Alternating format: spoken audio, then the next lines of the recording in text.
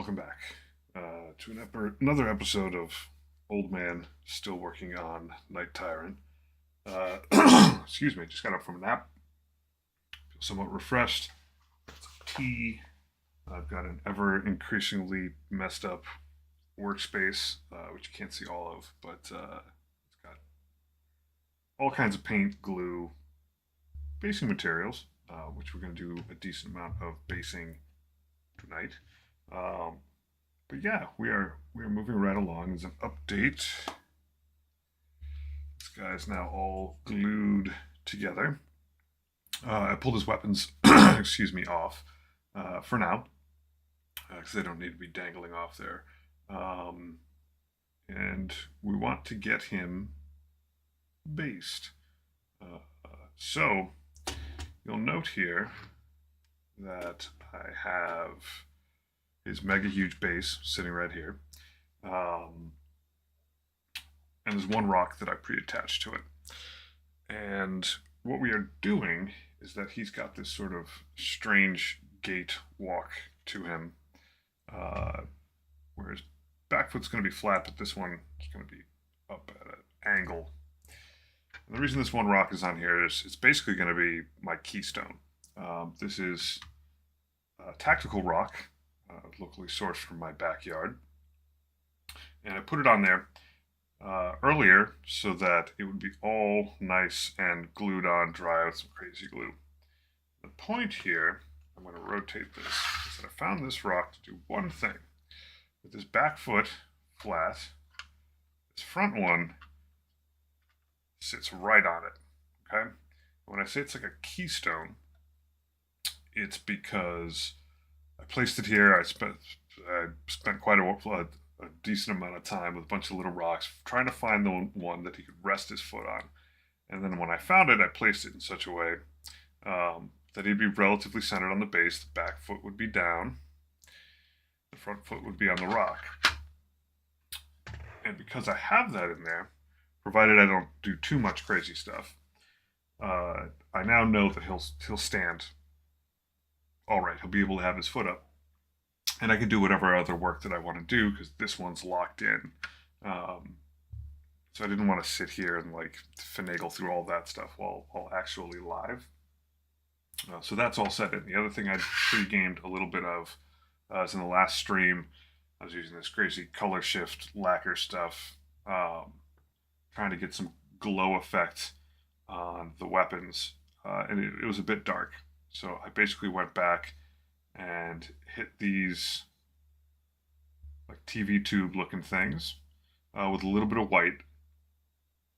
And I didn't fill it all the way in, basically just the center, basically just the top of these little dots.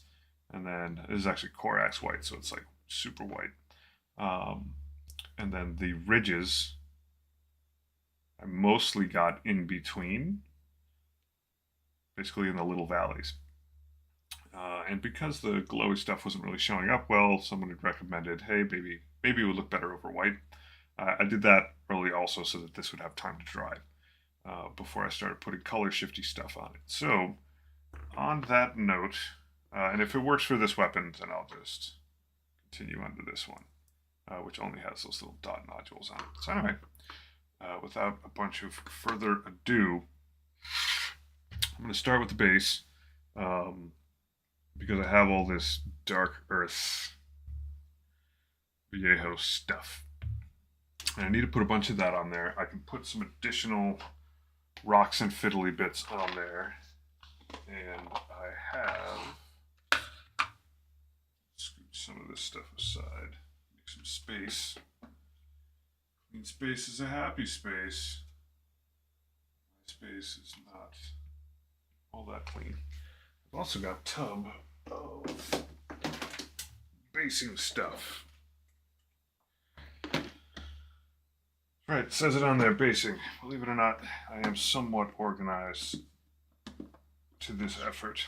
So what I've got here, a bunch of different things. I've got a few different colors of tufts of grass, which I'll pick some sort of color out and work with that. The other neat thing that I've got is gobs of skulls. Skulls. So when we get to that spot, I'll be able to add to my heart's content as many skulls as I like.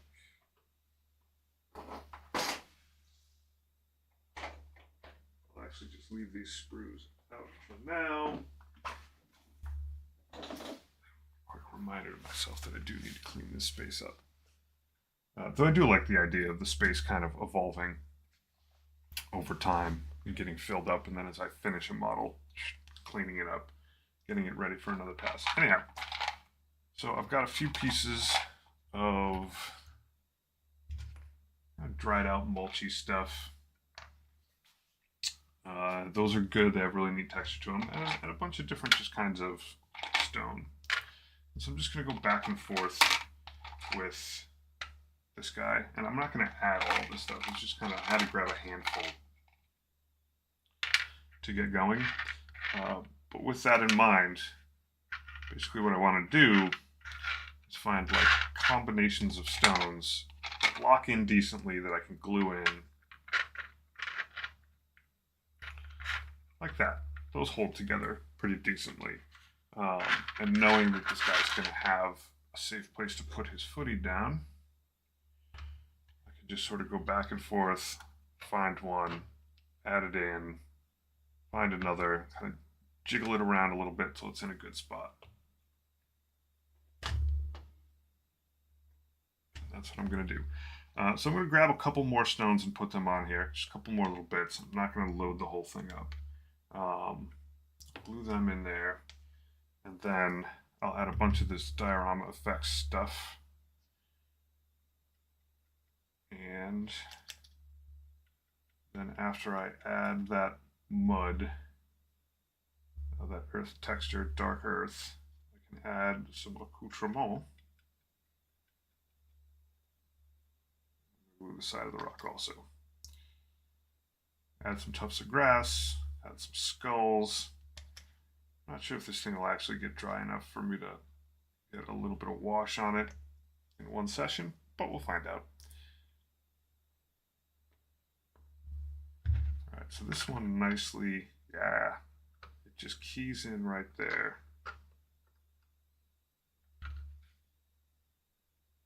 I am gonna have to hit this side of the stone.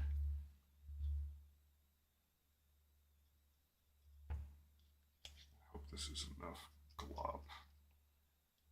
Doesn't need to be a perfect fit. I don't need to chisel these things in any crazy way, but you just want it to lock in, settle, hold this to it. We'll keep on trucking. I think maybe one or two other stones, and then one or two of these pieces of wood. And I just have it's actually quite a mess in my backyard. I used to have an above ground pool, but I think it was old. It was here when I bought the house. And it was a lot more trouble than it was worth. I had this sort of gravel path leading up to it. And now the pool's gone. The gravel's still there. It's all overgrown. Because I'm terrible at maintaining my yard. It's a little bit of a savage. So some seal right there in that crack. The things you want to do. I haven't really done this much for basing, but I have done stuff similar to this for other projects. Is you just want to get a decent amount of whatever your adhesive is to just stick in through the cracks, and you're generally going to be in good shape, especially with something like crazy glue that is just super effective. All right, so over here, just kind of, it doesn't need to be standing up on both sides. A lot of times you'll see a model, it'll have like, try to do this at an angle, you can see like 2 feet like this, and they'll put like stone here and stone here, or like a ledge. I'm not going to put too much on this. I don't want to be heavy. The base is big. And the temptation to really load it up with rocks is kind of high. But he's already tall. The thing's already massive. if I wanted to put in a big ledge for him to stand on, I'd basically have to use something like balsa wood, or it would be like this huge thing I was lugging around. Not looking for that. I just want to make sure that he's got enough stuff for his feet to be attached to, where he stays in there, and then thematically, it looks pretty cool. All right, yeah, that looks like that. And basically, I'm just wiggling him around a little bit. Two of these feet will be super flat. And then on here, the bottom of his foot's basically a circle, and there's across the little footies. I want to make sure that the bottom has a decent place to touch that rock. And then the 4 outer edge things, maybe 2 out of 4 of those have a decent place to sit down. Scoop my phone out of my pocket. Put it over here. All right, let's check how stuck this is. Maybe first I'll just lock this thing in. I feel pretty good about that. It's a little bit beveled. So is this one. They might not sit all that flat. I do like that one a lot more though. Glue this guy down. So I could just take the model, sort of move it in, try a couple pieces out, move it out, back and forth. Maybe I'll only just do these 3 little pieces down there. Don't have to go crazy. I am a little worried. Not worried, but if this sort of bombed out mulch is actually going to stick. But I also have the diorama effects stuff that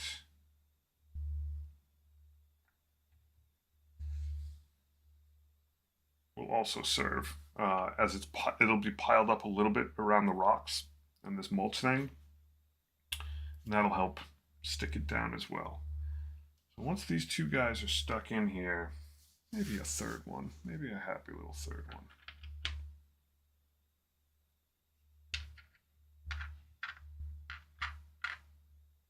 Yeah, I could probably get away with that. I can get away with whatever I want. My model.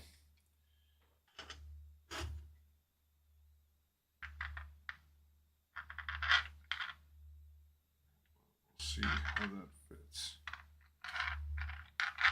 Basically just looking for ways these guys can stick together nicely. Oh, that could work.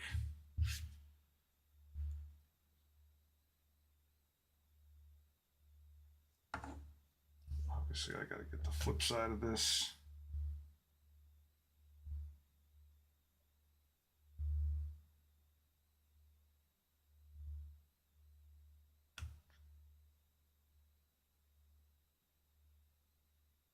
It is sticking to my finger, so I should probably hustle. Blink.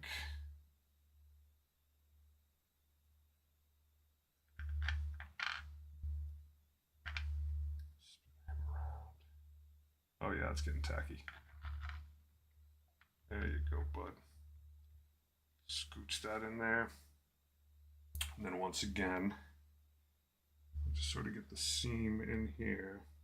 Just let the glue find its way in. And yes, there's glue on top, but eventually this will probably get some sort of painterly treatment over it. Could actually varnish it. I might actually varnish it. I don't know. That part I'm not going to worry about tonight. Things do need their chance to dry, even though I tend to plod forward pretty quickly through my steps. Just get a little more in this seam. Try to get my head out of the shot. I need to figure out a better place to put that camera so I can hunch over like a geezer and stare at my work. I think right now it's basically straight up. Get it over my shoulder like this. The problem with it being over my shoulder is that I know for a fact there's a light up here. Every time I get up, I bang my head on it like an absolute pro. I'll just just have to get used to that. I need to roll my chair out. But ever-evolving space, for sure. All right, so that I can hide away. I still have a bunch of these little chips that I can add. I'm probably not going to add them until I get this Viejo stuff down. Okay, this rock, giving it a little wiggle, feels pretty good. This piece of wood, it's getting there. It just needs a few more seconds before I go nuts, but I did just add all that paint stuff. So I'm going to scooch this guy aside. That's why we have multiple things to do this evening, so that I can go back and forth as things dry out without any crazy breaks. Shake up this shiny stuff. Hopefully this brush still works at all. Get a little water on it. These green guys I beat the daylights out of mercilessly with all my funny stuff like metallics, lacquers, technical paints. They get beat up too. All right. There's an awful lot of that stuff. Reminder to self, get some eyedroppers. Make stuff go more easily. All right.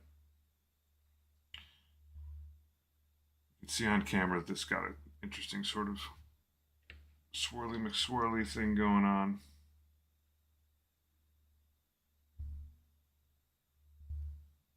Not sure this brush is going to cut it. I do need to dab this. If you weren't here for the last stream, this stuff is lacquer. It will actually take the acrylic paint right off if I spend too much time finagling with it. So what I really need to do is just, yeah, you'll work, is just dab it in there like a wash. Let's see how that goes. I ordered, on recommendation from the folks watching the stream, I ordered some streaking grime stuff and some neutral spirits.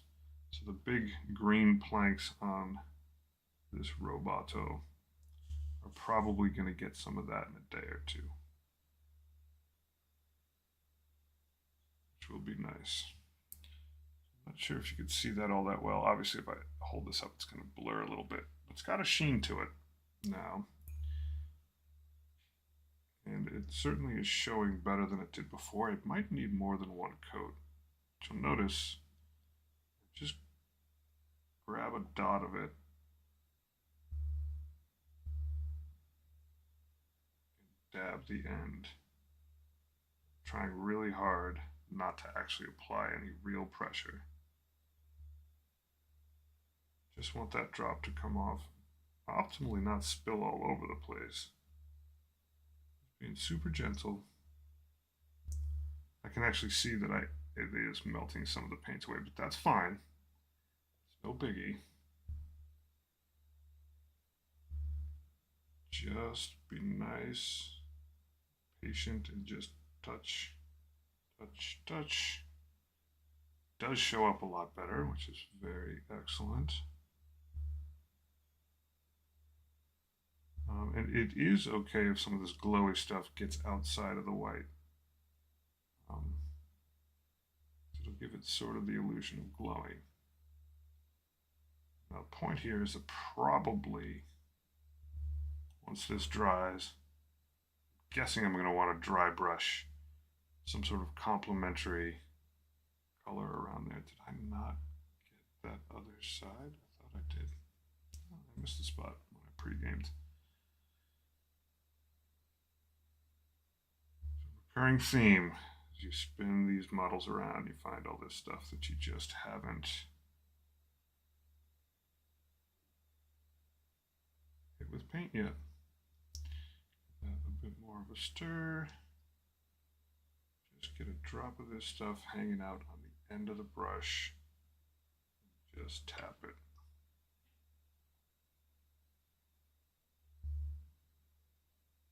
If I have to do this more than once, that's absolutely fine. Labor of love. I don't know how well this stuff will show up. It may have been better to put a bright yellow under this or something, but it's neat and it's a new thing that I've got. I'm happy to try it.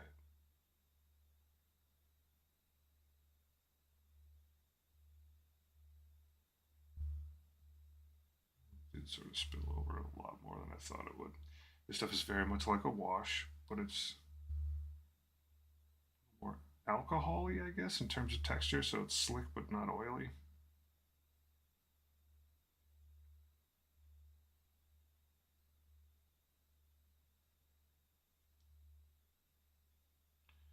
Alright, so that is in there. Should probably store this somewhat safely.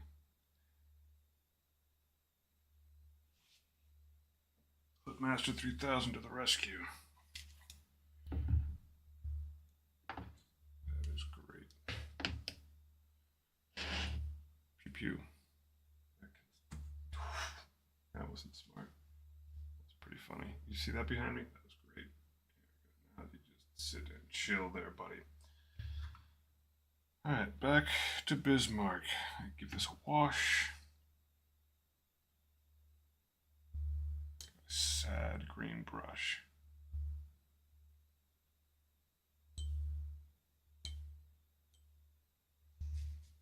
Alright, that is good to go. That's on there snugly, so is that. Now it's time to lay in a bunch of this ground material. This stuff I really like. I find it very strange that, with the exception of very small sets, Games Workshop stuff, their Citadel stuff comes in the same pot size as like their paint. This Vallejo 26.218 is a whole big tub of ground texture material for a pretty reasonable price. And it'll allow, for the most part, a lot of my models to just have the same base color, which will be good. My Poxwalkers have a slightly darker color. That's okay. But this will be nice and consistent. And this is what's on my Plague Burst Crawler.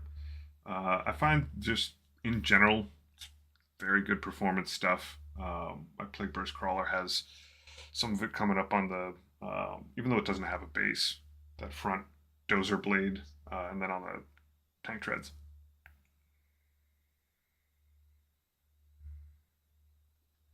It sticks nicely to that. A quick sip of tea.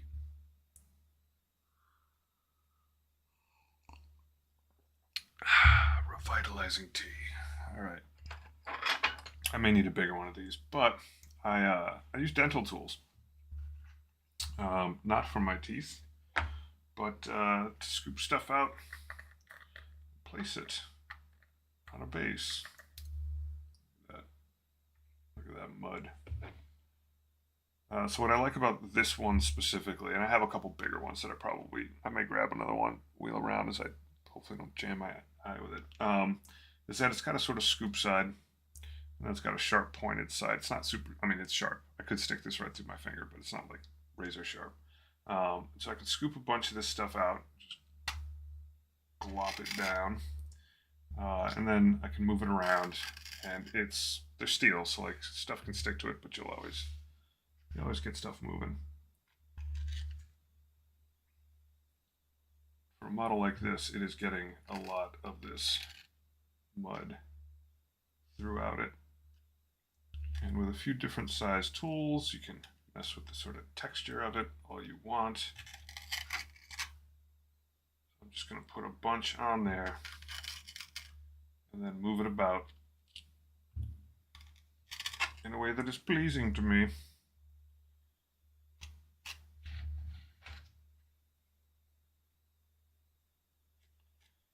And I could probably stand to spend, I need a lot more practice at this. People that are really good with this stuff, it's awesome.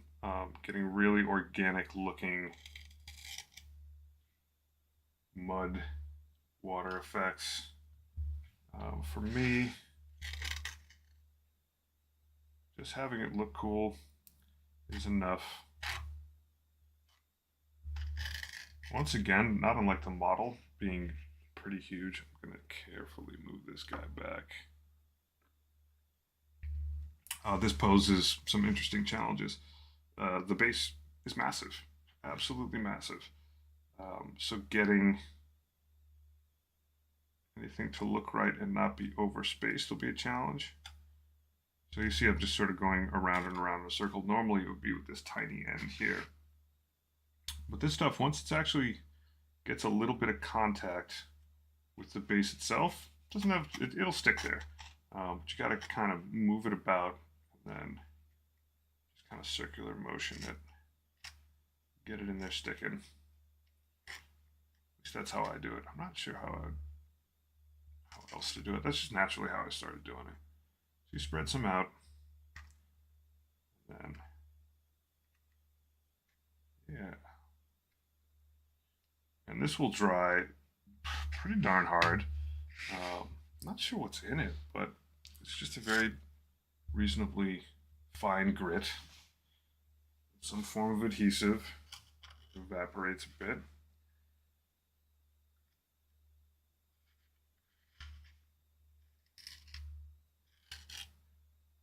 And it hardens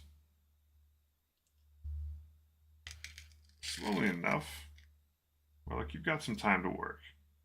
You got plenty of time to work. This is kind of like an overnight hardening thing, but you will be able to feel it. Like if you let the thing sit aside for a few minutes and come back to it, it's a little bit more firm. So it's a good idea to get your first steps in quickly enough. You know, you don't have to go super fast, but getting a nice amount of coverage right out the gate is good. Stuff is messy. Love it. Playing in the mud.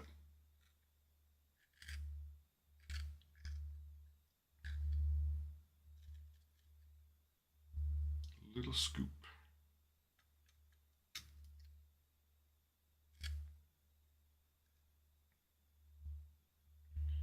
Good messiness.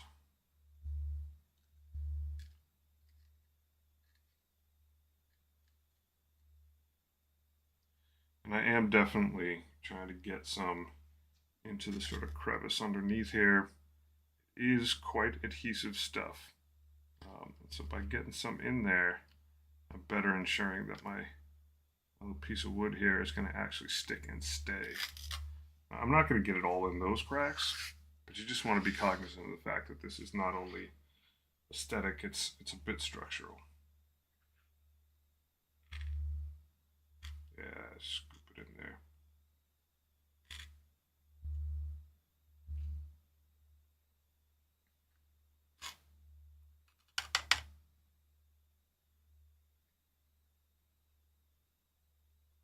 Oh, so much basing material. Love it.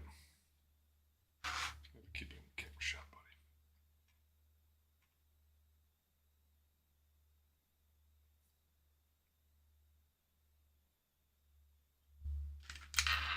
Should I dual wield?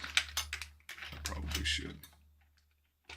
It does stick quite a bit. Hey, you got a bonus magnet stuck on this one. So yeah, set of dental tools. Pretty cool to have.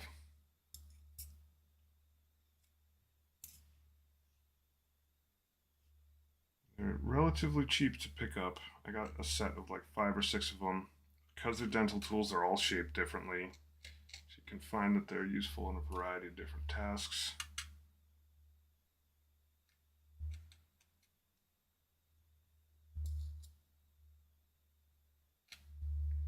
If you ever need to clean someone's teeth, you're all set. Or interrogate someone. They look like they'd be pretty good interrogation tools. Might actually use the big scoop for a little bit. Joink. Joink. There is a lot going on here. I've got some real estate to cover. It does not slide off of there easy. It's like cement. Pretty much like cement. And you get this stuff in a variety of different colors and textures. It sometimes makes sense to break things up. If you got sand in your driveway or whatever, you can throw some of that in there. Maybe I will run outside and do that. Grab some locally sourced sand. That could be cool. But it is one of the things I do want to get a lot better at, is basing.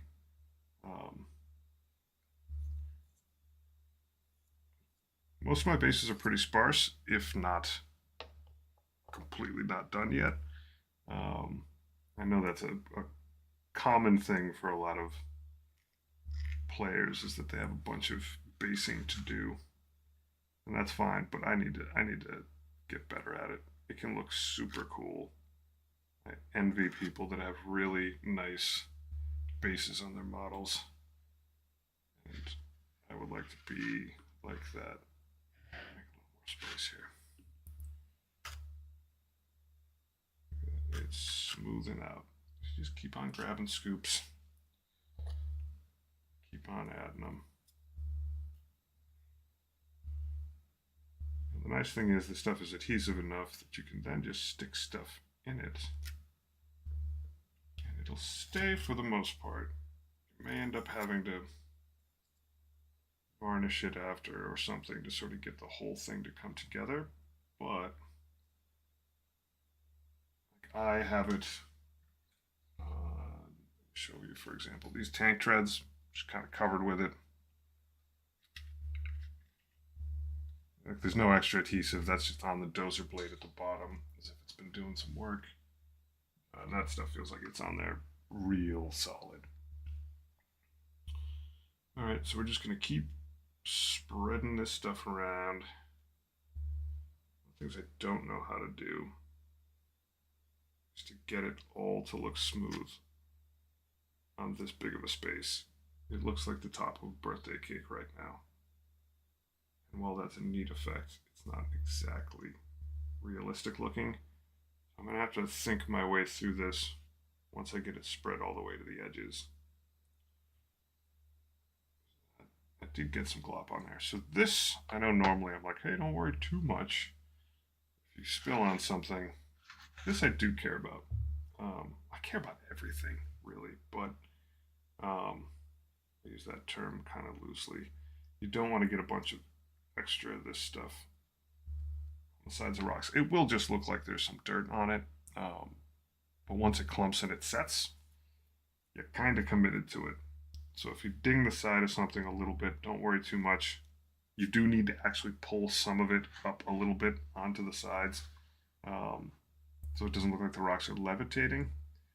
But if you do make a mistake and hit the top of something, you're going to want to try to correct as much of that as you can in the moment. A la minute.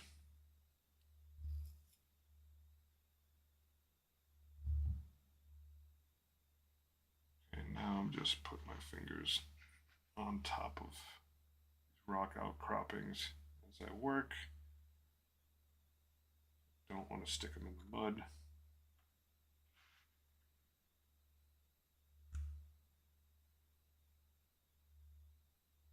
I feel like it would have to be a disposable object, but I feel like using some sort of syringe for this stuff to squeeze it into little nooks and crannies would be good. I got that thought while I was cementing a crack in the wall of my garage the other weekend. I was like, man, I didn't need a caulking gun.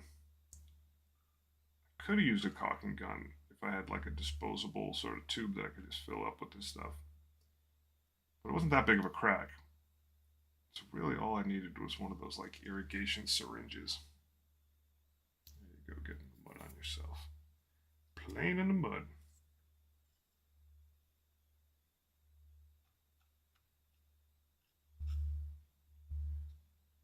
Alright.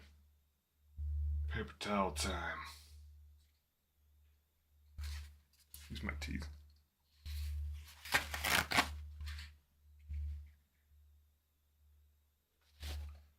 Before this gets out of hand, that'll give me a decent place I can put stuff down. Be nice and prepared. There we go. So now, as you can see, I have very little space to put my hands. And if this is a tiny base, you don't care. Just, but with something like this, I do need to spin it around. So having those rocks up there serves kind of nicely to give you a place to grip a little bit if you're careful. It doesn't need to all be level, that's for sure. Just deliver some one scoop right there. Brownie mix. Once again, I'm trying to get into these cracks so it helps stick the rock to the surface, giving it a little bit of extra adhesion. Just taking my time.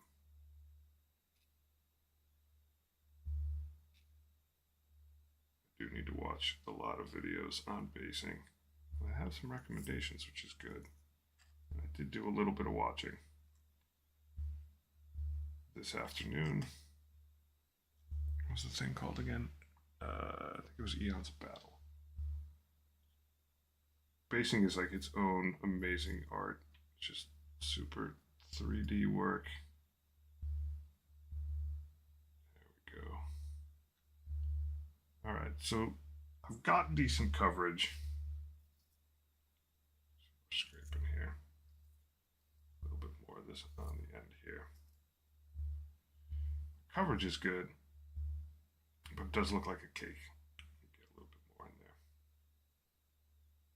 I'll be able to handle like some spots.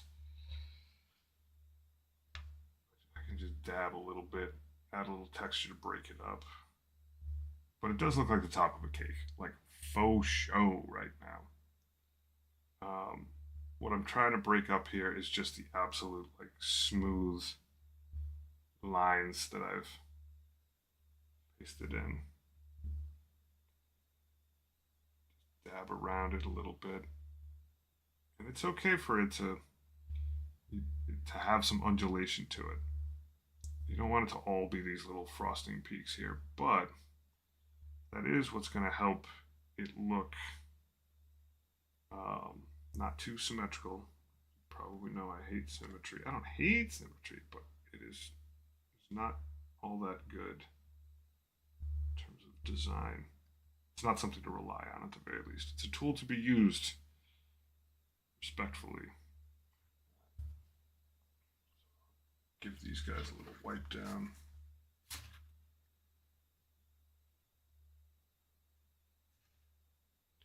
Relatively clean, clean enough for next time, which is a huge bonus. And you can use this stuff, these guys, if you had to, if you're working in green stuff. It's reasonably solid now. You know, if you've got enough different tip shapes, especially like you can see this thing's, it's got a curve to it. This one's pointed, but also has a curve. They all have like a little sort of, most of them have a little bit of a curve to them. This one's like a spear tip. If you have enough of them, you can do a lot of different shaping stuff with them. All right, so I feel like I have enough mud on there. I could, in theory, right now, for our very eyes, move on to adding some other stuff in there. So, got some shrubbage, many colors. I've got sort of this reddish stuff, which I think I'm going to go with, this reddish stuff. Got this greenish stuff. I got a swamp tuft. That's pretty cool. I think I want to go with this reddish one, mainly because it's already a very green model. I might do a mix of it. Basically, like pull a couple big tufts of this wasteland tuft. A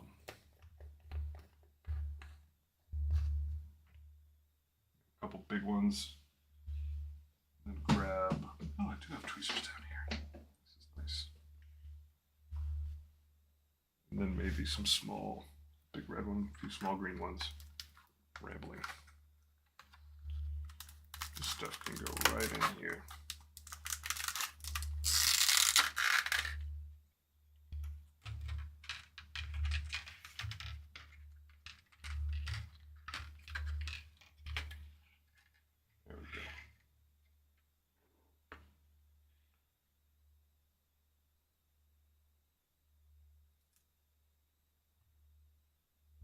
get this tuft right in that little corner. A lot of times a good place to do it is right where a couple things adjoin. That's actually where a lot of scrub and stuff like that does end up growing. It gets a little protection from the wind. It also allows you to hide some of little connections here and there. You don't want to do it like that exclusively though. I have plenty of tufts. I've got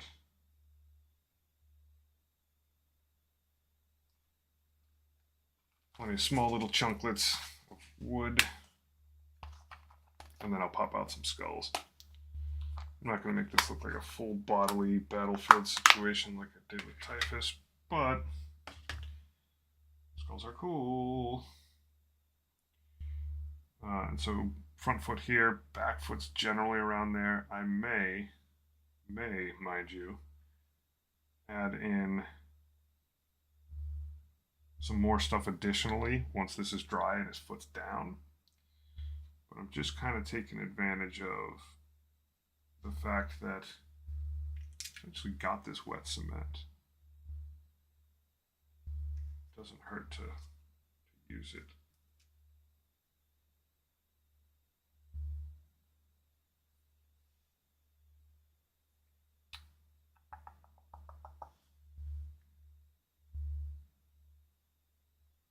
Looking nice and battlefieldy.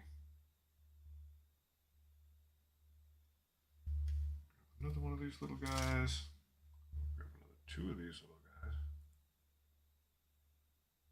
And of course, now you're stuck. Adhesive on one side. There we go. Just drop him in there. So yeah, a bunch of little tufts here. Doesn't have to be too symmetrical. Tweezers, good tweezers, also very important to have. Yeah, that's a nice little clump there. I'll leave this out for now. Give this guy a little camera scooch. Get it directly in this mud. I gotta fix that a little bit. There we go. So much base. Now this will take quite a while to dry, so I'm going to get enough stuff in here and then set it aside someplace super safe. But I do have a crazy amount of skulls, and I'm not afraid to use them. How many skulls? What is it in a box? I highly recommend this thing. That one's not worth. Very cool. I think it's like 300 and some odd different skulls. Come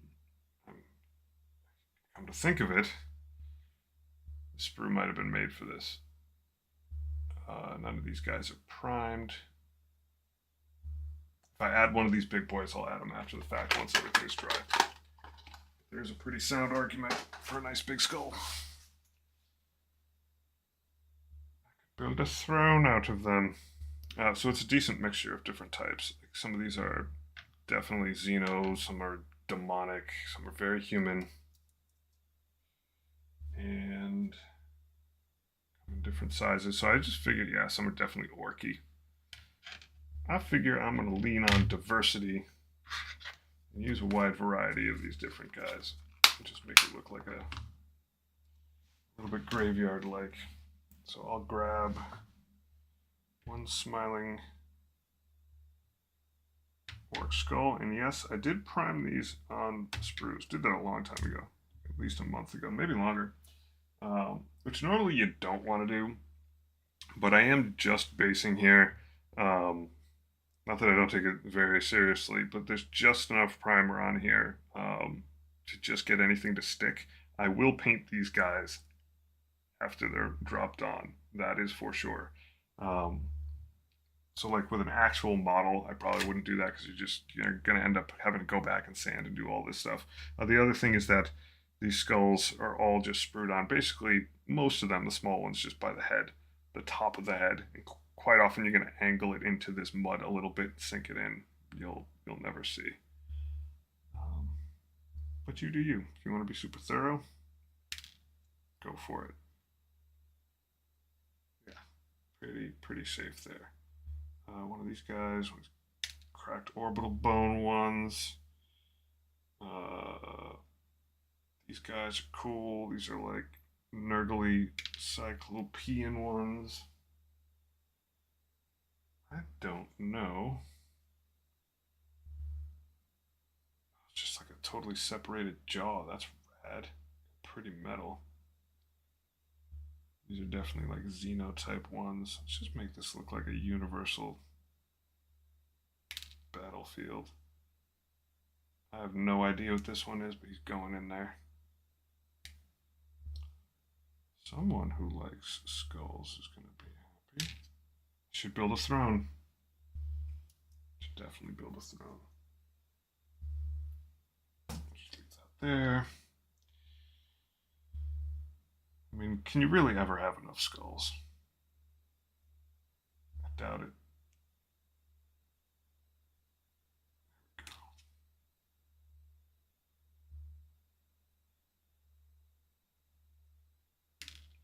Yeah. Some of these don't have bottom jaws. They're pretty cool. And remember, I am going to add more of these once the model is set in. I'm kind of wondering if I just want to drop him in there while the stuff's still wet. I don't know if that's a great idea. It's not the worst idea. Alrighty. Tweezers.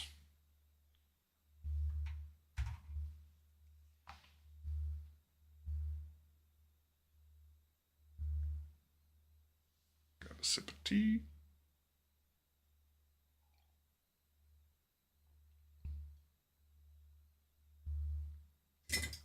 And I am ready to rock. I should probably click this thing over here. Got a battle running in the background as I work. It's not going so well. It's too lopsided. Alright, so for some of these bigger guys, I can kind of use my hand, but I should just use the tweezers. I'm going to not put a ton around where the back leg is going, because I don't have to. Diorama 101, spin it around, see what you've done.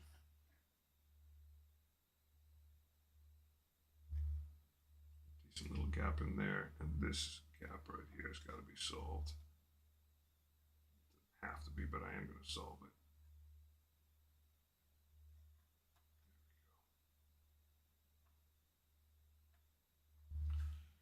It's all about angles. And I suppose this is really just like straight up diorama work at this scale. Alright. So these guys can get painted. They will get painted once everything's attached. Do it adds the illusion of weight. So I just noticed that. What adds the illusion of weight? Stick it in the mud first while it's wet. Obviously, there's a long delay on this thing, but I'm going to presume I'm picking up what you're putting down. So this stuff is still hella wet. So I will do that. I'll do as I'm told. But in the meantime, scooch those guys in. Yep. Hey, welcome back. Good to see you. This skull's important which way you put it because the eyeball thingy is pretty essential. It gets blurry as I get closer.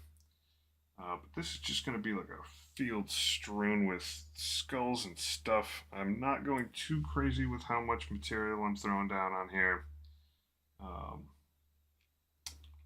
But I do want to think about facing somewhat. At the very least, I find with skulls... Oop, dropped the skull. I'm recognizing it a lot now that I'm looking at the massive size of this base. Having a few of them smile outwards is not the worst idea. Essentially, this guy is going to be saying, cheese. And so the front matters, especially because it's facing your opponent quite often. But with something this size, you want to hit it from several angles and be thinking about like the viewer.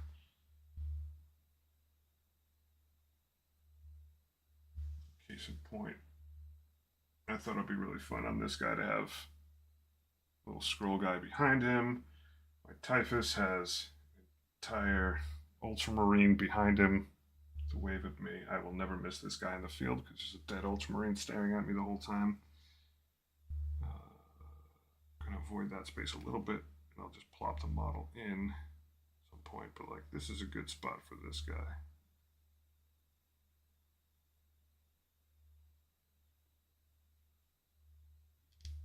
This place is gonna be nice and barren. What a day! What a day! Well, I brought more stuff into storage, little by little. Those are named Marie Kondo would be like proud. Bringing order to chaos in my house. It's funny, my wife hasn't seen the storage space. She's like, how big is it? I was like, this is me we're talking about. It's like a 30 by 10 storage space. I was like, I'm getting tired of good ultramarine is a dead one. Yeah, you got it. I think I actually lost a subscriber at some point because I was beating up on ultramarines so much. Like, man, they win in the videos all the time.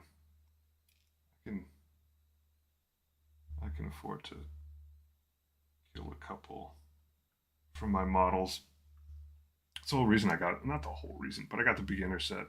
I thought it'd be fun to just get back to roots and only have a few colors and try some pressed together entry level Space Marine stuff. But I was also like, man, I got Typhus. I gotta base this dude. Near each other like they're hugging it out. All right, I should probably bite the bullet and just mash this guy into his soup. Just gonna see how it looks first. Set some of these skulls aside. I don't know what I'm gonna do to keep this safe and out of the way while it dries, but I don't really care either. I'll figure it out. There's always space for something. Start scooching some stuff. Okay. So that foot's going in. Pile some stuff up around it. This foot I gotta hit with some amount of crazy glue no matter what. Give myself some space to breathe. Move some of my basing material out the way. Let him sit. Grab my crazy glue.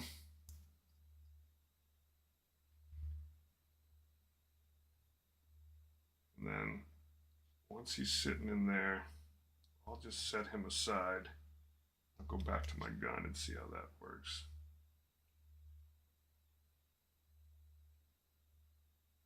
I think I will. Yeah, there it is. Front leg, back leg.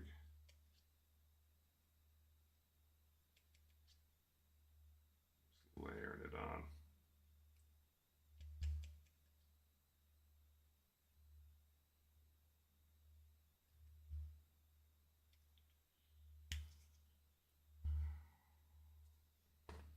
Pray to the old gods. Now the sad part is I don't get 8. Well, I can smush this stuff around a bit, but I don't get like 8 million tries at this.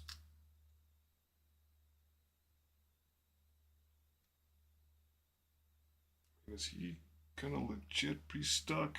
I don't know. But what I can do is bolster this thing. Now that I have set him down,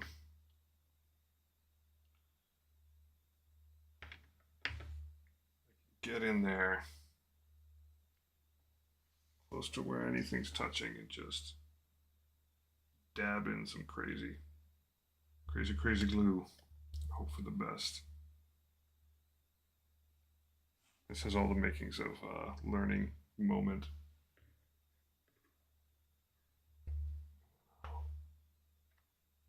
Gently turn this thing around.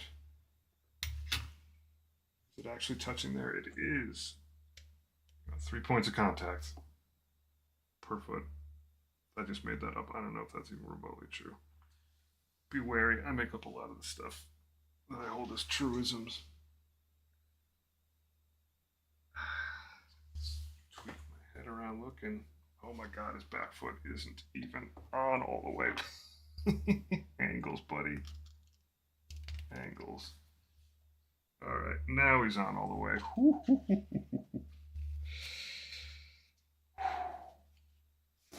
That would have been funny if I dried and the back of his foot was just hanging off the thing. Alright, I have some scooching to do, some mud scooching. Definitely does give the illusion of weight, though, you're right. That was almost a really not schmott thing. So I could have ended up mudding a bit deeper. I'm not going to mess with it too much right now because it's in a good spot.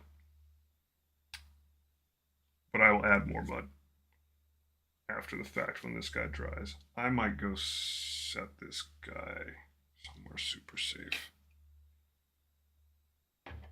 Who needs super safe? I don't. I'm just going to scooch him over.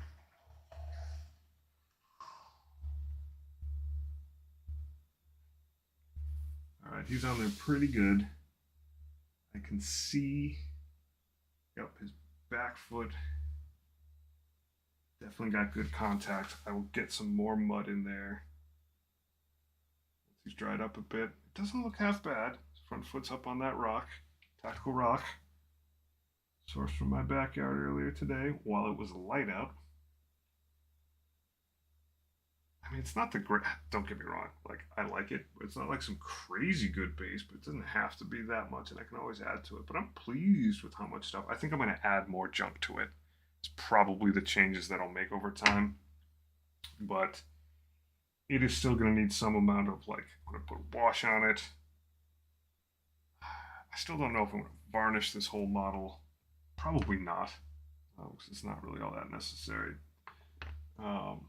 Maybe I should. I do have some streaking grime to do, so definitely this guy is safe to hang out for a few days at least. All right, so back to this gun. This camera does not do it much justice. Let's see if this one does. Nope, not at all. It doesn't have, it's got a sheen and a shine to it, but it doesn't have like radiological glow. And I know I can get away with that just with dry brushing around it a little bit. I'm not to the point that I'm going to do that just yet. I do need to fill this thing in though.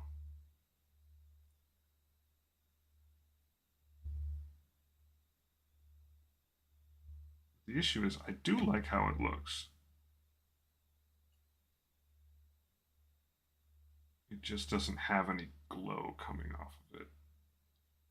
And I think with a lot of the stuff you see with like Tesseract glow, or the light blue stuff, which is, don't remember what it's called. It's such a bright pastel-y neon color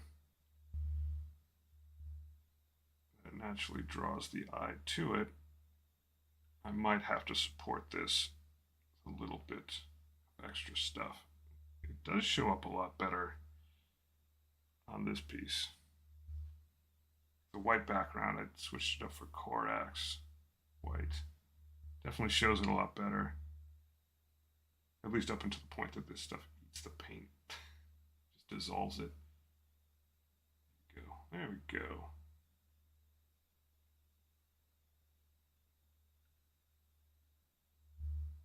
I think the other thing I need to do with this stuff is dump some out and let it sit for about, how long has it been? Got on at 9 times it now. That's 10. Is fill one of these little cups up and just leave the stuff to sit in it for an hour. It thickens it up really nicely, like right out of the bottle. It's pretty thin. Sort of goes all over the place. I can hit this now with a second coating of it. The other thing that I wonder is if, well, the second coat, it's getting brighter. Maybe I am just a lazy bum about multiple coats. I think I am. I think that's one of my problems, not my only problem. Just lazy when it comes to multiple coats. That goes for my wall painting days as well. Man, can I get this done in just one run? No, buddy, you can't. You can't always do that.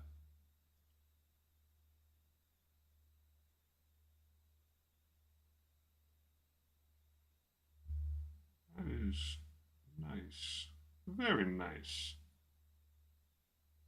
I may need to enhance this effect with a little bit of dry brushing around it. I don't know what color I would do. Like, I think just straight up like yellow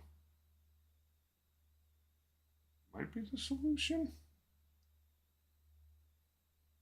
I am tempted because of my long-running strange relationship with Tesseract Glow to just grab it, don't shake it. Just use the super bright part of it. I have done that. Decent effect in the past. Definitely can't dry brush with that stuff.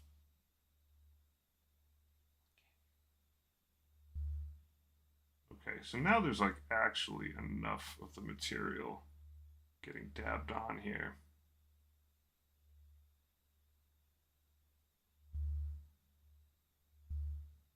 Where it does stand out, and definitely with being backgrounded in white. Oh yeah, this is so thick in this little cup right now. This is glorious. I'm just laying it in. I think that's one of the keys to victory with this. I'm pretty sure this stuff is only supposed to be used in an airbrush. So it's very, very thinned out. All this stuff at the bottom is like super soup. I've almost completely dried this thing out. There we go.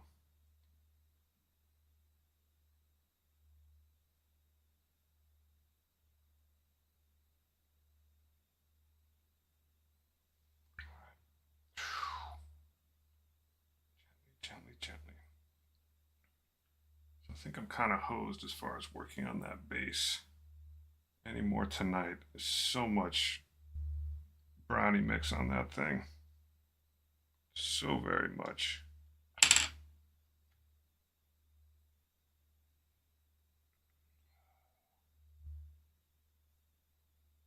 This definitely looks interesting. Not sure, like, it's like telling someone they have a nice personality. It's like, oh, that paint job's interesting. Hey, Para. Yeah, just plodding through with my crew, my wise wizards.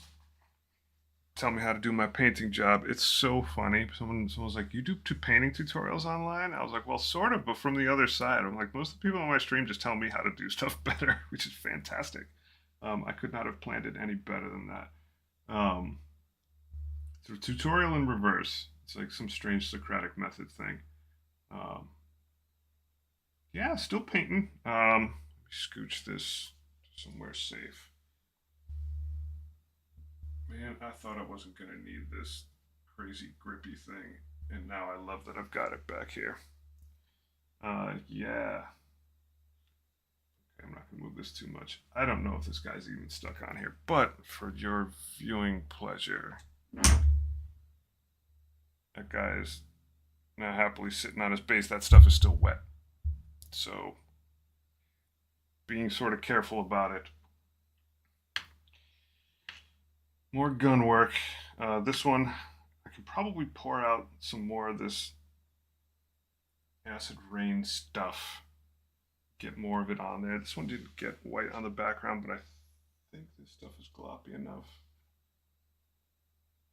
That looks really weird. Those tubes look gnarly. I am going to have to dry brush them with something, but I'm not sure exactly what. I can sit there. I can do details on these guys.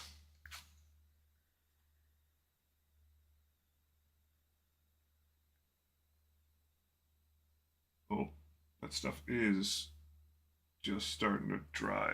It's taking its sweet time.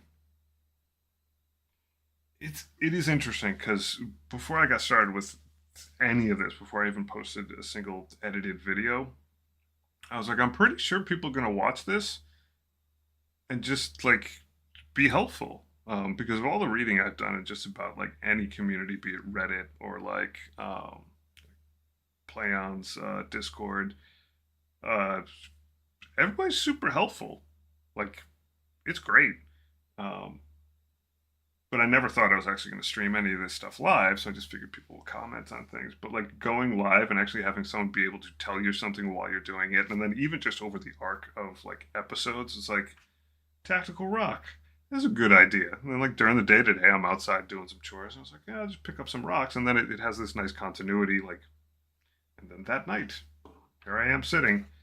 Um, yeah, I've been working on this guy for a week, and folks have been in and out watching me do it. It's been more than like 12 hours of work just on stream. I'm definitely not there yet, but I definitely feel good that he's attaching to the base. But it's just a really fun interaction sort of thing, and it's not like there's 8 million people here, but like it's super fun and engaging for me to be like working on something, and someone's like, okay, how about you try this? It's like, it's great. Because up till this point, for like the last 4.5 months, most of this has been like me at 2 a.m. when the house is quiet, like hunched over my other desk with just a camera running complete quiet. Um, this is a lot better than that. Though it is good to go mad in the middle of the night doing modeling stuff. Having people around not only makes it less lonely and just like more camaraderie about it, but you're taking people along for the ride. And when they're engaged and they have cool stuff to say, it's absolutely awesome.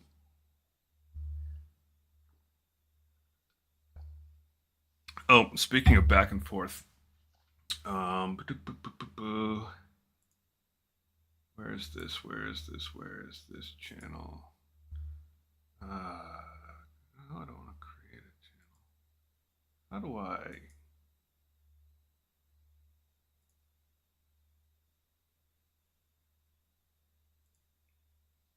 I have a Discord channel. And it's like just me in it. It's hilarious. I am going to drop this in here basically for the 3 or 4 people total on the planet to check this out. But my point here, I'll just leave that there on the side. If you have any pictures you want to share your stuff, I'd love to see it. It's basically, it's a lot easier. It's a better long-term repository for stuff. But I don't plan on using that Discord for anything wild. I put a bunch of categories in. It's so funny. It's just like just me sitting there.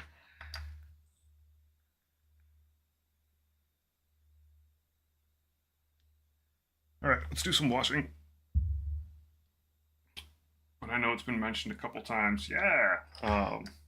Like, hey, I share a link here. Well, there's a Discord. It's all branded.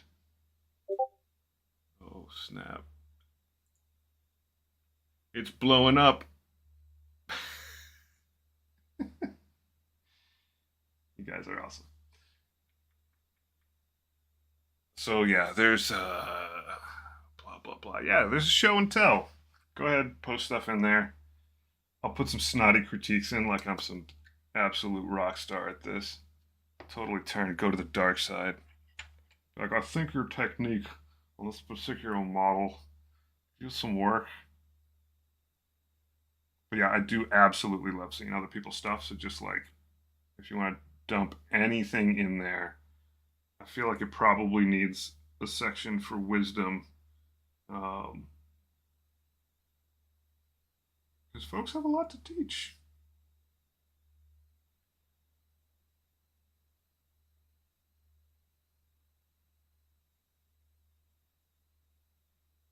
I genuinely hope I don't have. And by the way, this is like this. I use Discord a little bit. I have no idea if I set this thing up even remotely sanely. Like, if you, I don't need you to QA it, but like permissions and stuff like that are. Who knows if I set them up right?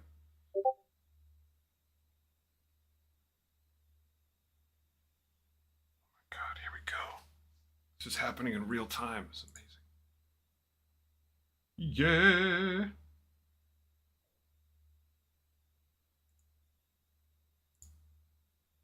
Guy's a baller.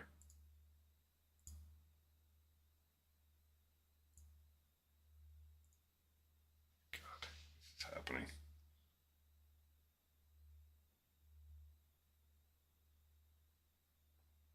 Working on missiles, working on missiles.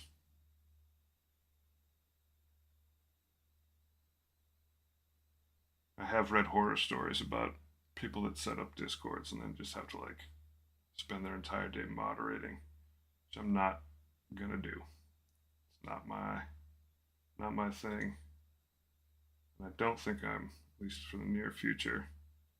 Like I'll post it while I'm streaming, and if someone checks it out, they're like, "That's enough effort for me." Basically, like, "Hey, you're welcome, super welcome." I figure if I only drop the link like an hour into my boring streams, I won't end up with a bunch of internet troll chaff. It's not really all that searchable. And you'd have to be basically, if you can put up with an hour of me sitting here screwing up, you probably deserve to be there. I could filter you in. Yeah, I just hope it doesn't turn into anything wily. All right. I should put some metallics on this missile at some point for the bracing. Making terms up. Make it look like it's attached with something. I could make the. A lot of people turn these rockets red. I'm sort of tempted to. I do try to get a little bit of red somewhere into these Death Guard models, wherever possible. A lot of times it's just a piece of fabric, but just a tiny dab of red goes a long way. Maybe these rockets are exactly what needs it. Mephiston Red, the most dangerous paint in the universe. I actually find it more dangerous to use than Blood for the Blood God. And that stuff is red. Yeah, I could probably get like 2 straps going.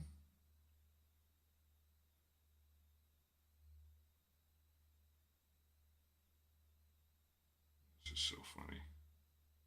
Alright, I should have thought more as I attached the missiles to this thing. Thankfully, I still have a set of Geist Strike missiles that aren't attached, and I can do those ones right. As much as I've made this modular, only play the ones that look cool.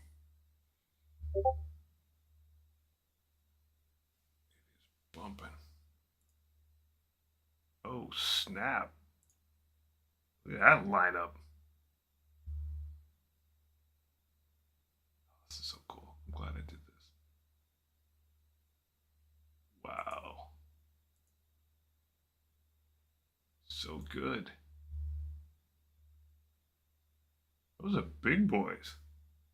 A friend of mine, I think he's got a pile of the large ones that he's working on. That stuff looks rad. Yeah, post away. I love looking at other people's work. Everybody's like so unique, and I don't mean that in the like 2020s critique way. Like, this is one of those mediums. It's so interesting because you get this model, and there's a certain amount of flexibility you have in putting it together. And yeah, looks like it. That's really cool stuff. Um, so you get a certain amount of flexibility in how you choose to build it, all the way up to like fully kit bashing stuff and being like absolutely 100% creative arts stuff down to it's all creative. You get my point, but in terms of just being like a full YOLO of your own design, down to like, hey, I could follow these instructions perfectly to a T, and it'll be posed exactly like it looks on the box. And then once you put it together, entire own ideas of how to paint it, and in both cases, like your ability and technique affects. How did I do the straps on? Okay, those are good. affects the outcome. And I don't mean positive or negative. It's just like techniques you gravitate towards. Like, oh, I don't know, throwing 8 pounds of typhus corrosion on every single model because I love it. So everyone's stuff like really genuinely looks like their own thing.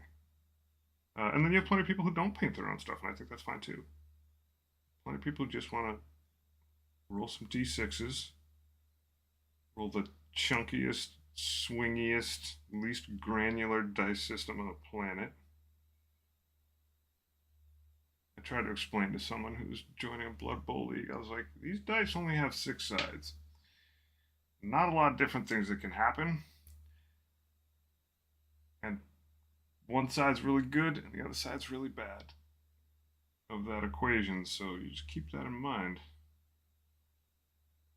Those are some pretty neat looking missiles. I mean, they're not perfect. What is a perfect missile?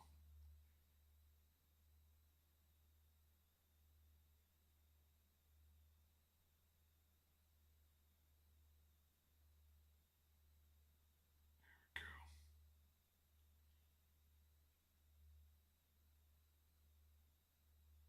This is a lot to keep up with. All right, you can just sit on your little magnet base like a good little soldier. Do I still have my Mephiston red out here? I do. I do. Yeah, those rockets are going to get some red on them. Once that paint is remotely dry, like barely dry on that spot that I was hitting. Give them a good whooping. Oh, yeah, these brushes. My green torture brushes, these guys are hurting. I don't know what I'm going to do to fix these guys up after that glowy crap. Super sparkly business. I think they're just going to get the same old treatment everyone else does. Brush soap to prayer. All right, so now I want black wash, and we'll make just a couple drops. Metallics on these 2 guns. Look a little bit oily, greasy. What is, oh, that dude. Now I see what you mean with that OSL. Yeah. I think you see what I mean. Like those colors, like they just radiate. They just pop. And I don't want to use Tesseract Glow. I love Tesseract Glow, but I don't want to go green at all on this for some reason. I don't know why. Maybe I'll just barely. Is that actually dry brushing? Or is that like stippling? I don't know. That model's so dope though. I love that guy. That face mask, that boop, the super expressive eyes for a guy whose entire face is covered mask. Which to use? Which brush have I beat up the least? All right, this one's fine.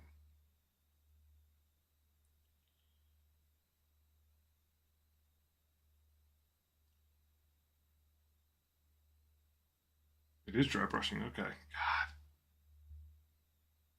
it's such a tiny space. That's what I have to get better with. It's just like dry brushing in a super tiny spot.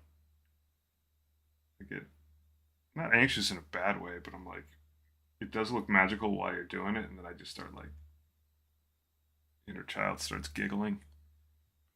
Oh, with great power comes great irresponsibility. Take my time with it, it'll be fine. All right, so getting around this. Black wash. Look nice and greasy. Just keep on rolling, and then I will move immediately over to Agrax for the green stuff, the green work. I do have that streaking grime showing up on Tuesday. So I think I'm going to reserve any additional work on the large plates, so the shin guards. These, I'm pointing to something you can't even see, but I'm not going to move that guy. The shin guards, you guys have been here for hours. over the sessions. The carapace, the shin guards, I'm probably going to streak grind those guys. It'll be a good lesson for me to get into that. I do have to look that up, how to do it. I know that I need neutral spirits, so I got those too, but I'm guessing you paint one on and then remove it? But I should find out. Just do a little reading. So it sounds like the kind of thing that I would want to have a little bit of prep ahead of time. My familiarity with those techniques is not huge, but I do know that stuff, that kind of technique, you don't leave the first coat on forever and then 2 days later pull it off with something else. So I might need a couple hours during the day to sort of prep before I actually stream removing it. But we'll see. Cross that bridge when we get to it. But stuff's supposed to arrive on Tuesday. I leave in a reasonably strong delivery place location for Amazon stuff. They generally hit the post for me very nicely. I order a lot of stuff on Amazon because I don't have time to go anywhere, or at least the time that I have to go places isn't really all that conducive. Spend a lot of time watching kids on the weekends. In a couple years, they'll be big enough where I could like wheel them around. I'm not big on like kids in strollers. I'd rather just walk with them. I can do it, but it just feels like terrible deployment. With the exception of like the park, like that stuff's fun. But like I don't want to drag little kids to Home Depot. Like that's, I just feel bad for the kids. So I just don't go. I order stuff online. I apply grime, wait 30 minutes, apply white spirits, got it. Wick away grime with a brush. Disco. So that's the kind of thing that I could just start up. 30 minutes is a decently short amount of time. So I could show up, grime it up at the start.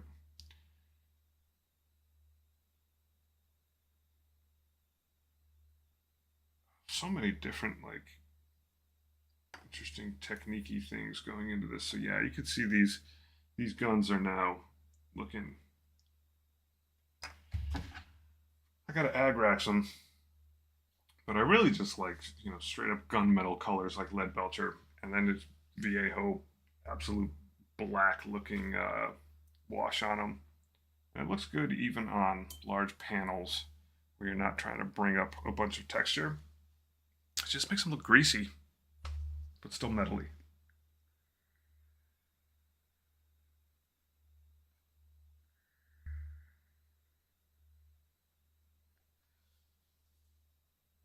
And like for reals, don't be at all bashful. If you want to bomb that entire Discord with just pictures of stuff you've done, I'm probably gonna just do the same myself. I just love pictures of people's models.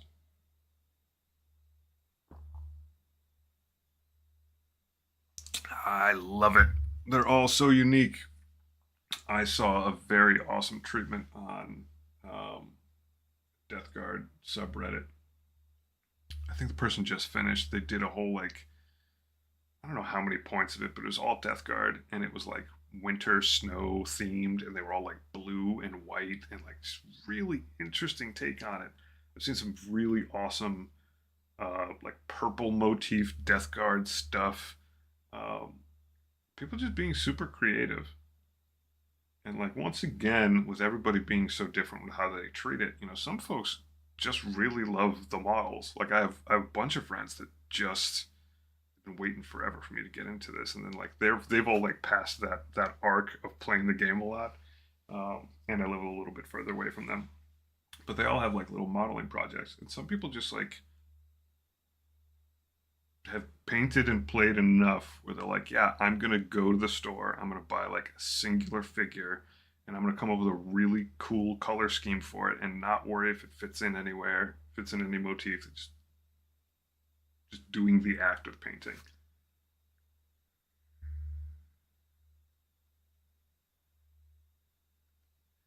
All right, on to Agrax, my other best friend.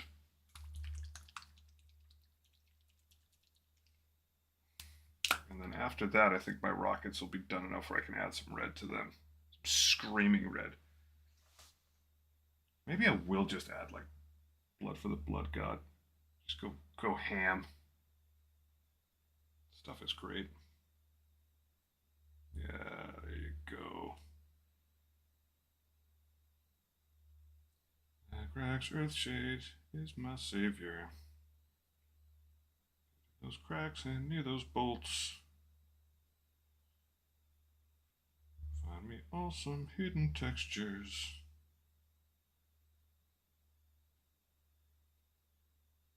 I don't know what rhymes with bolts. Bolts? Colts?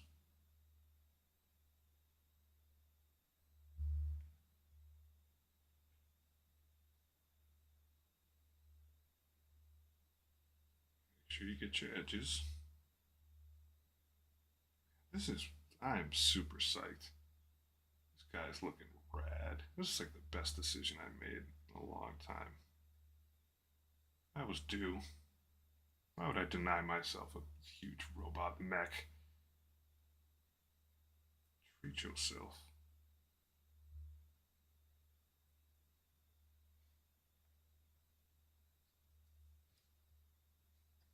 It's like the best midlife crisis ever. Love it. My kid's so envious. This is like where the lesson, she's 12, this is where we're like starting to talk about money. She's like, you work a lot. I was like, do work a lot. She's like, when I'm done with school, I don't want to work. I was like, okay, I got news for you. And I was like, I actually pulled Typhus out. And I was like, I got it for less than this, but like this thing lists on Games Workshop for like 45 bucks. This one little dude who's like 2 inches tall. I was like, I get to paint this guy because I work. And I have worked a long time. I get to live in a house and not have to pay some landlord because I worked and worked and worked. That doesn't always work out for everyone, but it did for me. What a hobby. Okay. Rocket time. She's learning little by little. She gets an allowance. She does a lot of chores.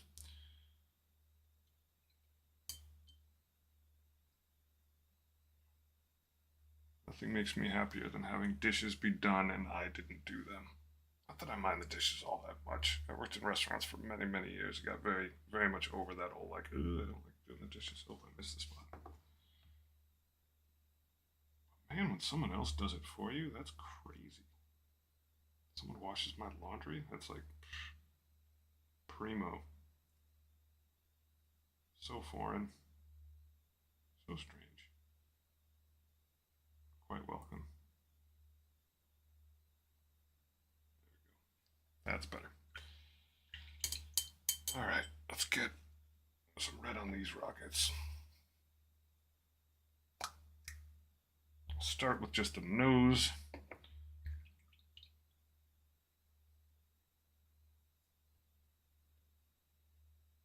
It's actually dry. It's dry enough.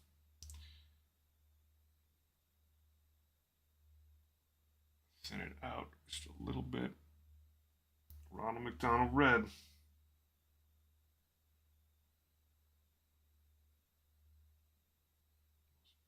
Dangerous paint in the business. Take it easy, lizard. Thanks a bunch.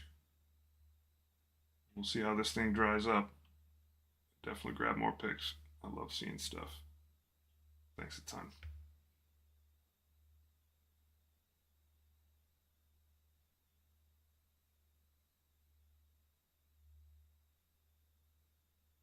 Looky there. What a nice pop of red. That's going to be a treat.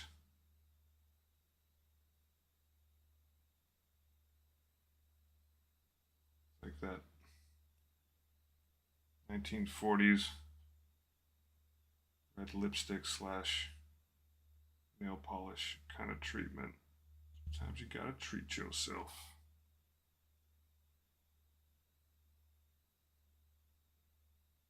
Might be getting 2 coats, buddy.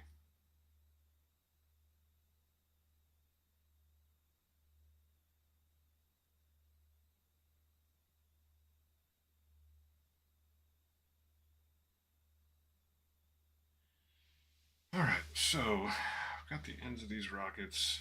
Guessing I probably want to do tail keisters of them. Sure, why not? What do I know?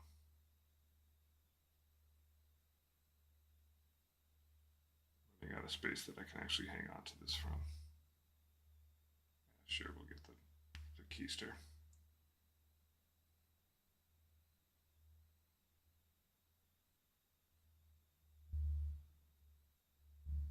And I'm thinking maybe I'll do the fins. Would that be alright? Temptation to just like straight up American flag these things is pretty high. It's like completely in-universe model and like American flag rockets. That'd be a deeply American thing to do. A little bit of water on there.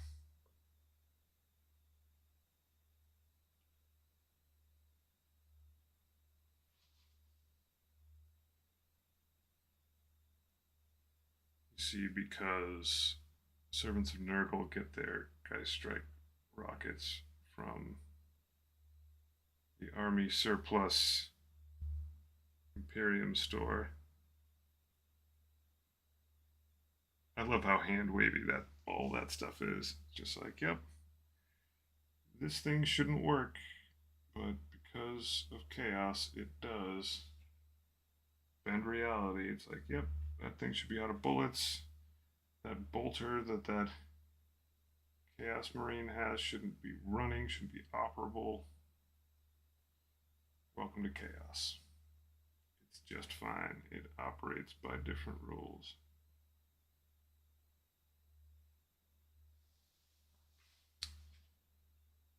Yeah, I'll just get a little piece in here. Absolutely running out of places for my fingers to go. Dab this. Oh, I got the shaky hands. I got the shaky hands.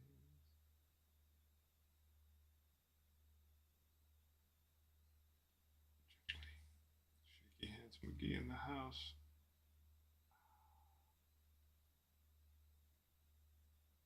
Gently.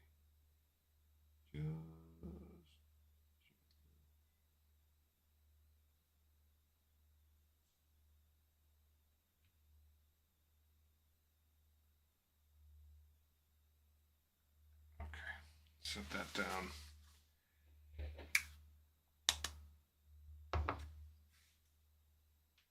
It's still got a very matte look to it. I'm not sure if I need to do anything more except for wash it, but I am going to do a little bit of metallic work on it because I can. I do it with a little bit of lead belcher, and then I'll probably grime it up a little bit.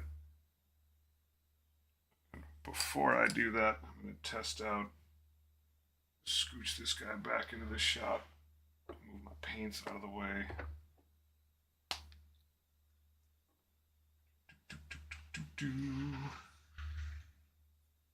All right, do this little tap. It's tacky. It's not sticking too much. Oh, this is the moment of truth, folks. All right, he is stuck on there. I wouldn't say that he's super stuck on there, but he's stuck enough, even with the weight of the rocks, to be comfortable. And with his gait, his foot's now up on that set of rocks, so that's good. It is glued a bit. The muck on the bottom, this Viejo dark mud stuff. Oh, let me just sit you down, buddy. Oh, you take a rest. That is still going to need to dry a bit. I will add more objects to it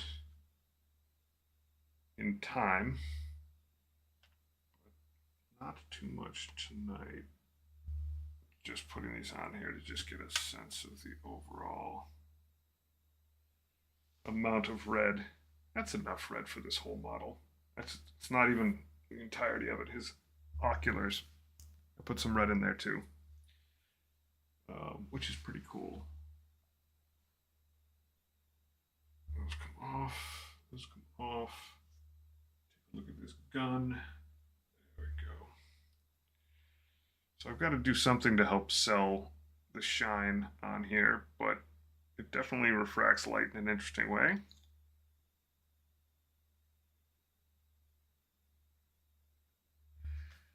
I might mix, I think Averland Sunset is like the super yellow, like beyond banana yellow.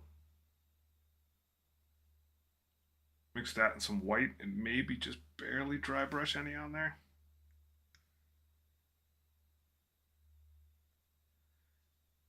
Like, how do you do super tiny spaces like that? I have a small dry brush. I do have one, but it still seems like mega big for that kind of work. Well, it's worth a try. I'm gonna scooch. I need a name for this dude. I desperately need a name. Something very like Keith. Keith the Tyrant. Tyrant. Yeah, let me grab some white. I have white. Let me grab some yellow.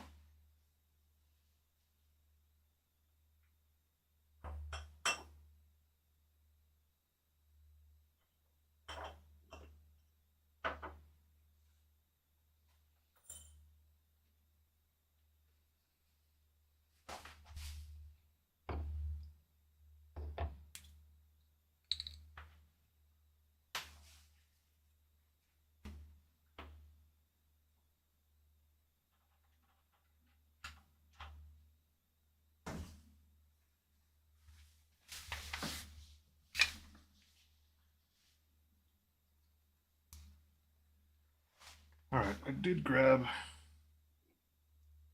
Averland Sunset, which is yellow, of course. I did grab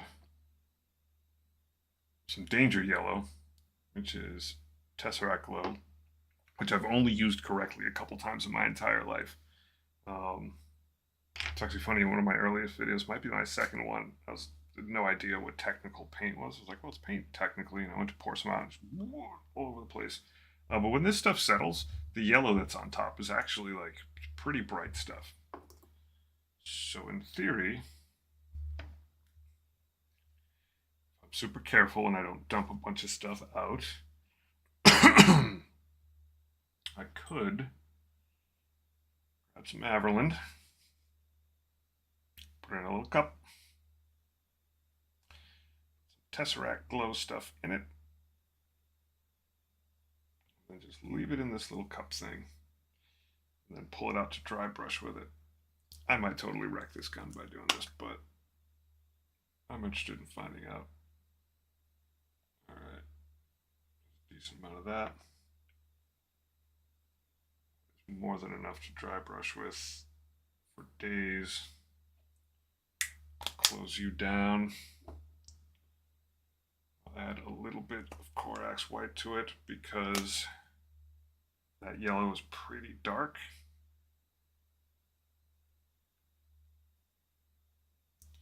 We're gonna cross our fingers. Other side of the Q-tip, buddy.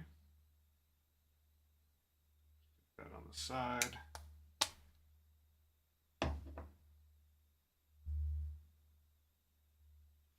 Maybe wipe the paint off of my hand so I don't jack everything up. All right. Doing a lot of praying tonight. There we go. The crazy juice. Little tubes. When you order brushes, they come on the end of them. They're like single-use pipettes. If you're dipping into something very thin,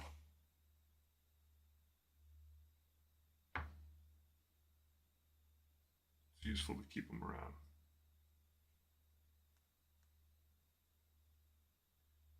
A little more neon action.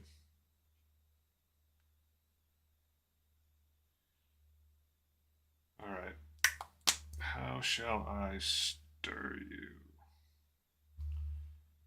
Need a toothpick. I didn't know I was going to do all this stuff. Sorry, I keep getting up to grab things.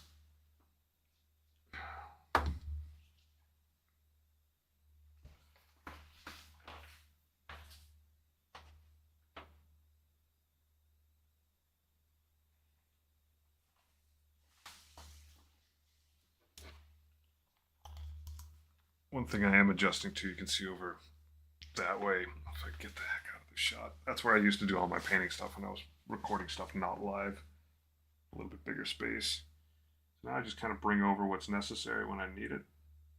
Of course, I'm doing things so off the cuff that I never have any idea what I'm going to need until I'm already in trouble. But it is just right around the corner. And I guess that camera shot, you can still see me, so it's not that bad. Yeah, do what you gotta do. It's all good. That is exactly how I like to roll. Alright, so you can see there's a pretty light yellow. I don't think any of that Tesseract glowiness is actually going to show through. I'm not sure that that's necessary. The problem is this stuff is super wet. Super duper wet.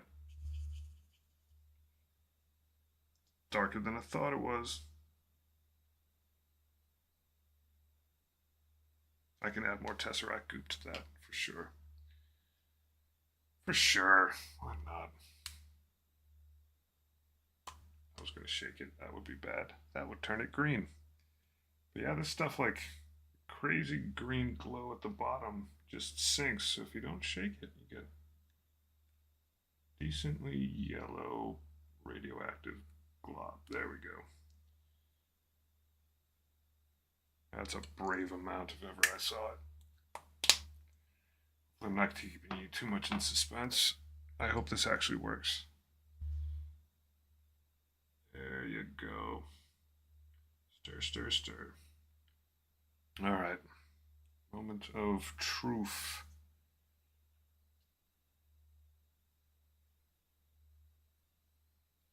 Super thin. All right.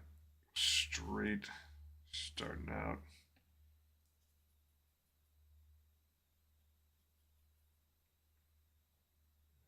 It's decently in there in the brushes.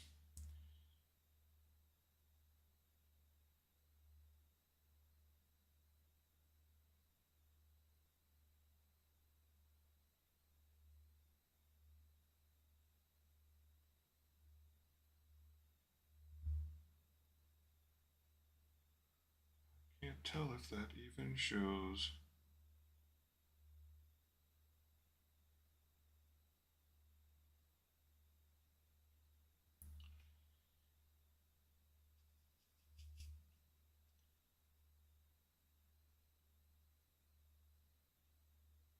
Kind of does. We get a little glow on there. Just gotta be patient, which, man, is not my strong suit. Not patient at all with this stuff. Just kind of go around in circles. Get glow on. In fact, I am going to actually hit that a little bit. Dry brushing is like my worst technique. It's all about like reps and not immediate effect. That is not good for me. But I love it. I do love it. It's starting to get a little bit of a sheen to it. Dab. Alright. And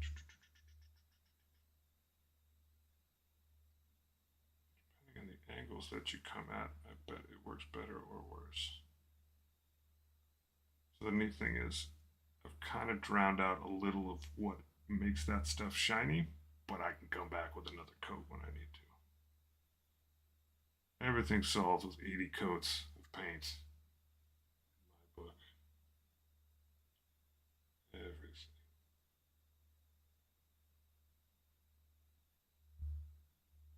Don't like it? Probably just needs another coat.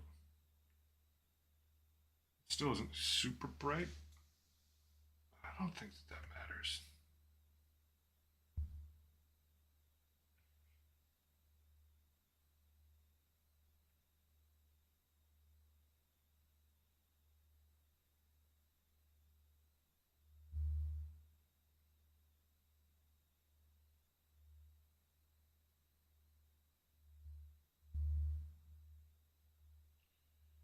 And that's pretty much good enough for rock and roll.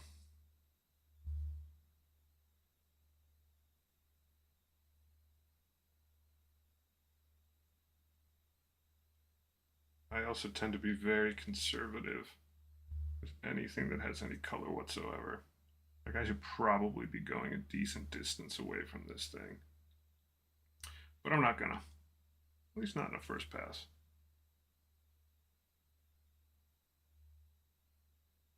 It has sort of glow to it. A little bit. Nubbins here.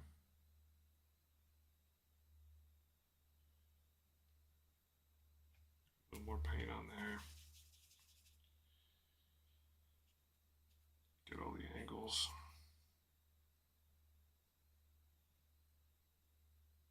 It definitely pays to be gentle. Nice even-handed.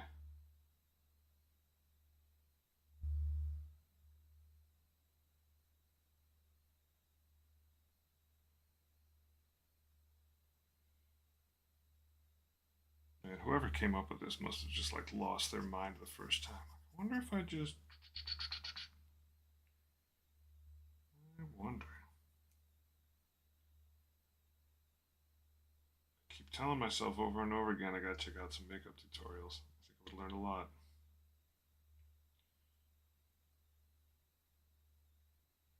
There we go. Decent glow there.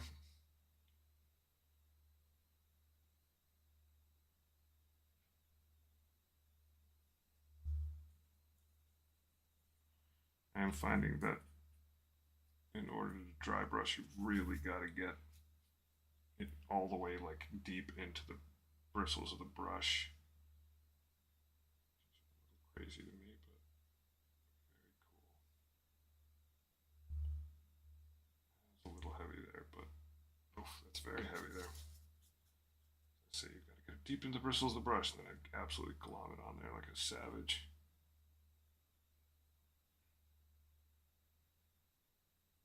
The dryness of said brush is in question.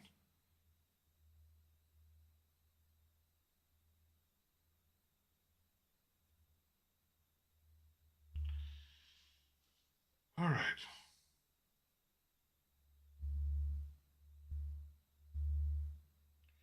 What I like about it is the sheen that it has. It's more subdued than any of the like classic like turquoisey, shiny. Not that I don't like those or haven't done them. It's not in that perfect tesseract glow, super sheen that way. It's subdued.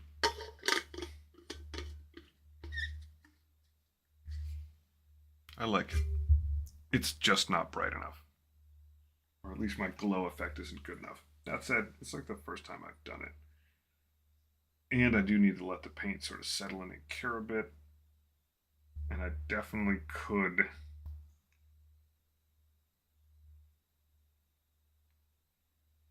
probably just make my peace with it.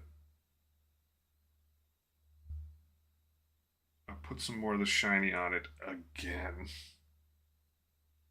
It could have a little bit more white in it. You know what I probably need to do, which I almost never do, and like everybody who's smart does this. So what I probably need to do to finish the effect is super tiny brush, just hit every little edge with like a little bit of highlight to it, and that will probably make it turn the corner. Because you can see this edge right here, like it's because of the dry brushing. It's like you're getting a gradient that way, but if that edge was lit up, those edges kind of are like those just need like almost white on them. Dig it. Definitely dig it. And I'll add some more shiny stuff in. All right, that's cool. Checking the dryness factor again. Yeah, like I can stamp my finger in there. That's gonna need to dry overnight. Do yourself a favor, do not get mud on your Wacom. So that's in pretty good shape. I feel like I've learned a lot tonight. The basing at this size is not entirely, mostly different problem to solve than basing marine or poxwalker stuff. Let me give this guy a scooch and have another sip of tea.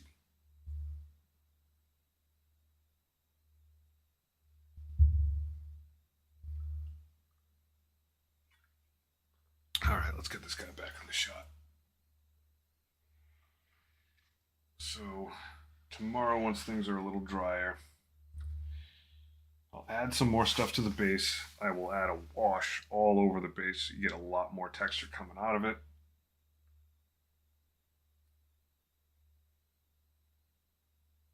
I could probably just varnish the base if I had to. Gently. You know, the other nice thing about adding a few rocks to a large model base like this is it gets a little bit more bottom weight. I mean, if you notice, this model is top heavy. Like, if his legs aren't out there, that's the whole reason those feet on all of these knights are, like, out there. And yeah, you're going to glue the thing to a base, but, like, I want this guy to be healthy. Like, you know what? While he's standing there, I got space. I can wash him. Can keep on rolling. But I will add some more stuff to the base tomorrow. I'll add more Vallejo dark dirt stuff. But the few rocks on that base like make him sit a lot more nicely. I am more and more convinced as of magnetizing. Just checking his little shake. Yeah, he's definitely shaky. As of magnetizing these weapons, that I am going to probably try to put a magnet in find the camera, every last one of my bases that I have. That is just like, that's not even an afternoon's work. That's just like production line. I'll probably put a few magnets, which will further weight this guy down.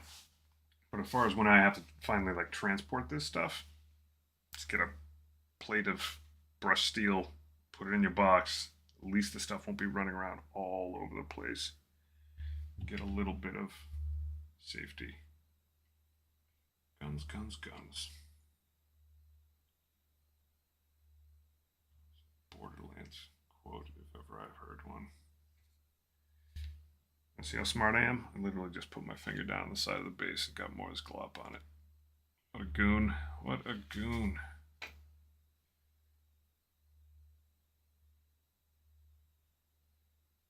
I have more light source. I do behind my head. Is this going to blind you guys? My halo. There we go. If I lean my head forward, you can't see the light anymore. Movie magic. Movie magic. Still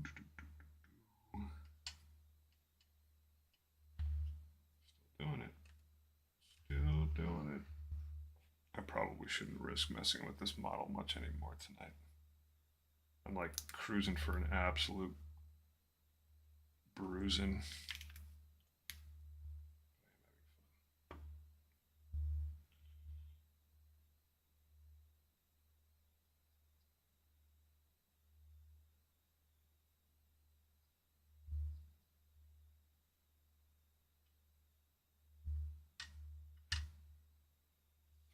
We get to brush underneath where we can't see.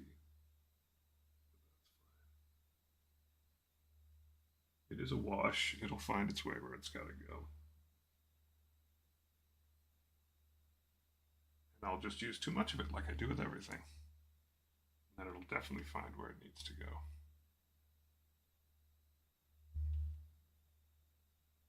Can't be stopped. Alrighty, I think I have pushed my luck about as far as I want to push it in one night. This model desperately needs some time to just sit and relax. So I am going to call it an evening and do some much needed cleaning of this space. Set this guy aside, let him dry. But we are eking ever closer, folks, and I'm glad you've been along for the ride. Don't get mud on the gun. But I'm very pleased, and it's been about a week's worth of hour to an evening, but it is coming together. I think next time it's going to be a lot of wash work on a lot of these little metal parts, just so they start looking a little bit less matte finished, a little less just painted on.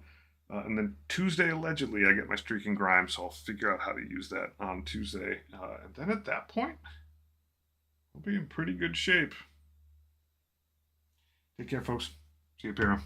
And thank you very much. Rest well, I will. Model's looking good. It is looking good. It is. I'm happy about it. I will see y'all next time as I click my way out of here. And don't forget to post some pictures on that Discord because I love to see them. Have a good night.